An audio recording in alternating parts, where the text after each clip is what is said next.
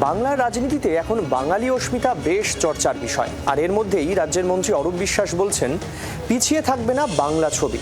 হিন্দি ছবির মতো সমান সংখ্যক হল পাওয়া যাবে বাংলা ছবির ক্ষেত্রেও।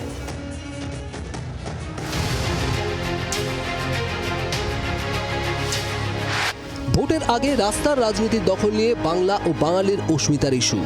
রাস্তার রাজনীতির পর সিনেমা হলেও এখন এগিয়ে বাংলা।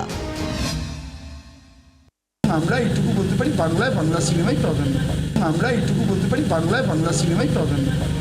হিন্দি ছবির দাপটে দীর্ঘদিন ধরে নিজের রাজ্যেই যেন ব্রাত্য বাংলা ছবি।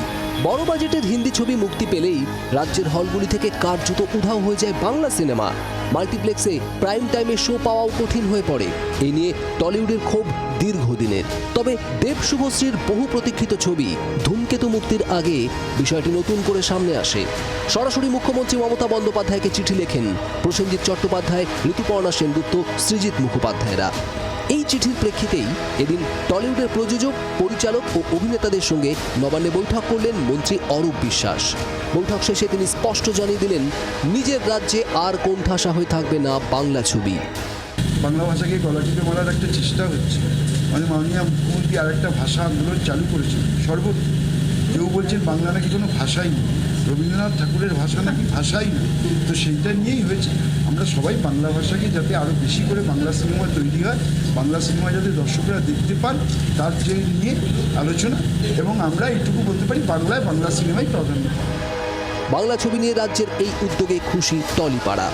আমরা 50% শো নিয়ে আমরা এগোচ্ছি এবং ধূমকেতু প্রত্যেকটা সিঙ্গেল স্ক্রিনে, সিঙ্গেল থিয়েটারে 50% শো পাবে। Prime time. আমার মনে হয় সবাই মিউচুয়ালি আমরা এটাতে এগ্রি করে এটাতে সলভিং এর দিকে গেছি। আশা গেছে এমন কোনো থিয়েটার থাকবে না যারা বাংলা ছবি চালাবেন না, এবং প্রাইম টাইমেই চালাবেন এবং সারা বছর ধরে চালাবেন। বাংলা ছবির জন্য সমস্ত হল, বাংলার হল বাংলা ছবির জন্য থাকবে। এরপরেও রাজ্যের হলগুলিতে হিন্দি ছবি দেখানো হবে, শো পাবে ইংরেজি সহ অন্য ভাষার সিনেমাও।